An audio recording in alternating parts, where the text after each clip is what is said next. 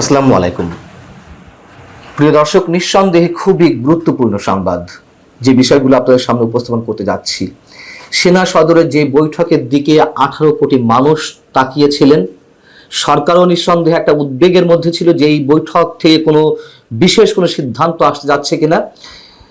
ঠিক সে ধরনের কিছু সিদ্ধান্ত সেনা সদরের বুধবারের বৈঠকে গ্রহণ করা হয়েছে।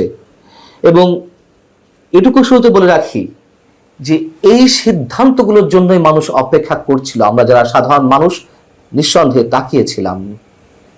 সরকারের যে নানান ধরনের বিতর্কিত পদক্ষেপ, নির্বাচনকে কেন্দ্র করে, আইন শৃঙ্খলা পরিস্থিতিকে কেন্দ্র করে, রাজনীতিকে কেন্দ্র করে মানুষ অন্ধকারের মধ্যে রয়েছে, সেই বক্তব্যগুলোই উঠে এসেছে বুধবারে সেনা সদরের বৈঠকে। সেনা প্রধানের নেতৃত্বে ঊর্ধ্বতন সামরিক কর্মকর্তাদের সমন্বয়ে যে বৈঠকটি অনুষ্ঠিত হলো, তাতে সেনা প্রধান সহ আরো কোনো ঊর্ধ্বতন কর্মকর্তা তাদের বক্তব্যে বাংলাদেশের 18 কোটি মানুষের যে চাওয়া সেটির প্রতিফলন ঘটিয়েছেন। সেনাপ্রধান স্পষ্ট করে বলেছেন যে সিদ্ধান্তগুলো নেওয়া হয়েছে বা যে বক্তব্যগুলো এসেছে, আমি আপনাদের সামনে সেগুলো একে একে বলছি।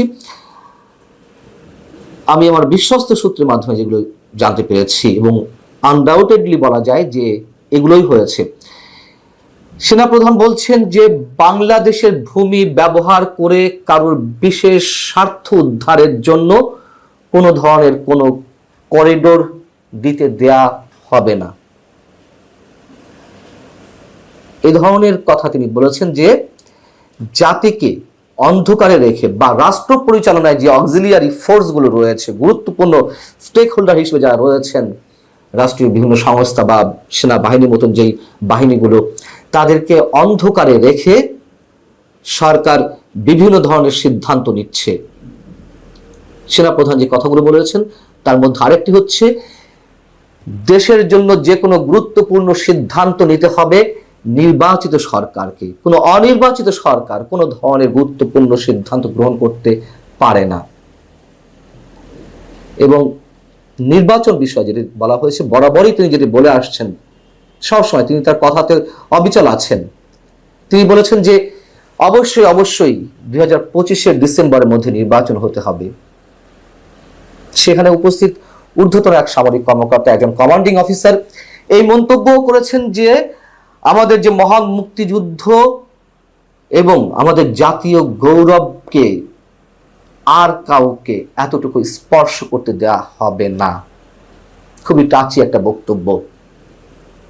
মব সন্ত্রাস সম্পর্কেও সেখানে বলা হয়েছে, সিদ্ধান্ত নেওয়া হয়েছে আর কোনো ধরনের মব সন্ত্রাসকে প্রশ্রয় দেবে না সেনাবাহিনী। সেখানে যারা উপস্থিত ছিলেন সামরিক কর্মকর্তারা, তারা সবাই এক বাক্যে সেনা প্রধানের সব ধরনের বক্তব্য এবং সিদ্ধান্তের প্রতি তারা একাত্মতা প্রকাশ করেছেন এবং তারা এই মন্তব্য করেছেন যে তারা সেনা প্রধানের যে কোনো নির্দেশের অপেক্ষায় আছেন। সেনা প্রধানের যে কোনো নির্দেশ দেশের স্বার্থে, সমাজের স্বার্থে, মানুষের স্বার্থে তারা যে কোনো কিছু করতে প্রস্তুত। প্রিয় দর্শক, নিশ্চয়ই আমরা প্রত্যেকেই সেনাবাহিনীর এই যে অবস্থান, সেই অবস্থানের জন্য অপেক্ষায় ছিলাম। সেনাবাহিনী কেন, যে কোনো বাহিনী বা সরকারের যে কোনো কম্পোনেন্ট অথবা সরকারের এই ধরনের আচরণের জন্য তো মানুষ বসে আছে। যে একটা গণঅভ্যুত্থান হলো, সেই গণঅভ্যুত্থানের চাওয়া তো এগুলোই ছিল। এবং সংস্কার বলে যেগুলো ঘটনা হচ্ছে, যে টাইম পাস করা হচ্ছে, এগুলো মানুষের সামনে একেবারে স্পষ্ট হয়ে গেছে, কোনো সংস্কার হবে না। এগুলো মূলা ঝুলিয়ে রাখা হয়েছে মানুষের সামনে। মব সন্ত্রাস কেন সেনাবাহিনী বন্ধ করতে পারছে না, বিশেষ কোনো ব্যবস্থা নিতে পারছে না? কেন আমাদের মুক্তিযুদ্ধের উপরে একের পর এক যে আঘাত আসছে, মুক্তিযুদ্ধের স্মৃতি চিহ্নগুলো যে ধ্বংস করা হচ্ছে প্রত্যক্ষ এবং পরোক্ষ কোনো বিশেষ গোষ্ঠীর সহযোগিতায়, সেইগুলোর বিরুদ্ধে কেন সেনাবাহিনী কোনো অ্যাকশন নিচ্ছে না? এই প্রশ্ন তো অগণিত মানুষের, আমার মনেও ছিল। কিন্তু আমার একটা দৃঢ় বিশ্বাস প্রথম থেকে ছিল, আমি এর আগের কন্টেন্টেও বলেছি, সেনাবাহিনীকে কেউ বিতর্কিত করুক অথবা সেনাবাহিনী বিতর্কের মধ্যে যতটাই পড়ুক, শেষমেশ জাতির স্বার্থে, মানুষের স্বার্থে, দেশের সার্বভৌমত্বের স্বার্থে সেনাবাহিনী কঠিন সিদ্ধান্ত নেবে। সেটাই দেখা যাচ্ছে, আমরা দেখতে পেলাম আপাতত। এবং আমরা নিশ্চয়ই অপেক্ষায় থাকবো যে এই সিদ্ধান্তগুলো কিভাবে বাস্তবায়ন হয়, এবং আমরা আশা করব সরকারকে, যারা সরকারের একটি বিশেষ অংশ, পুরো সরকার ব্যবস্থাকে যারা উল্টো পথে পরিচালিত করতে চাইছে, অথবা এর পেছনে যে ম্যাটিকুলাস ডিজাইন রয়েছে সেগুলো বাস্তবায়নের জন্য যে একটি বিশেষ গোষ্ঠী তৎপর রয়েছে, আমরা চাইবো তাদের শুভবুদ্ধির উদয় হোক। দেখুন, আমি বারবার যতবার হতাশার কথা বলি, সব শেষে কিন্তু একটি কথা আমার বিশ্বাস থেকে আমি বলি, যতই খেলা হোক, যা কিছুই হোক না কেন, শেষমেশ আমাদের যে মুক্তিযুদ্ধের চেতনা, সেটাকে ভুলণ্ঠিত করা যাবে না। মানুষের যে চাওয়া, বাঙালির হাজার বছর যে সংগ্রাম, যে ইতিহাস, এগুলোকে পারমিট করে না। হয়তো অনেক ধরনের সংঘাত, সংঘর্ষ, রক্তপাতের মধ্য দিয়ে আমাদেরকে এগিয়ে যেতে হয়েছে, এবং দিন শেষে আমাদের যে শুভকামনাগুলো, সেগুলোই বাস্তবায়ন হয়েছে।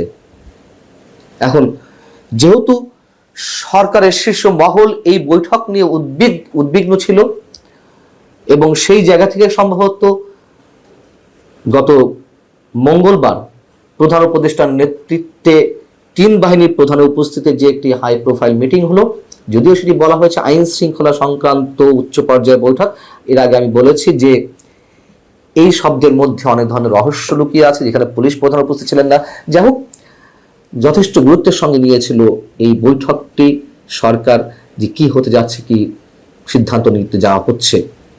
এবং আমার মনে হয় যে এগুলোকে কেন্দ্র করে যদি মুখোমুখি কোনো অবস্থানে কোনো পক্ষ দাঁড়িয়ে যায়, নিশ্চয়ই সেটি দেশের জন্য ভালো হবে না। আবারও বলি, দিন শেষে এগুলো টিকবে না। অনেকের সাময়িক স্বার্থ হাসিল হতে পারে, উদ্ধার হতে পারে। আরেকটি কথাও সবসময় বলি যে এই দেশের মানুষের ভাগ্য নির্ধারণের ক্ষমতা এখনো মানুষের হাতে এসে পৌঁছায়নি। এখনো বিদেশি শক্তিগুলোর হাতে সেই ভাগ্য বন্দী হয়ে আছে। কিন্তু তারপরেও সত্য কথা, জনগণই শেষ কথা। এই জনগণকে কাজে লাগিয়েই বিদেশি শক্তিগুলো সবকিছু হাসিল করার চেষ্টা করে। জনগণ যদি আবার সত্যি সত্যি আত্মোপলব্ধির জায়গা থেকে ঘুরে দাঁড়ায়, কেউ কিছু করতে পারবে না। স্যালুট সেনা প্রধানকে, স্যালুট সেনাবাহিনীকে। দেশের যে কোনো দুর্যোগে যেভাবে মানুষের পাশে এসে দাঁড়ায়, তাতে অবশ্যই অভিবাদন জানাতে চাই আমরা তাদেরকে। আল্লাহ হাফিজ, ভালো থাকুন সবাই।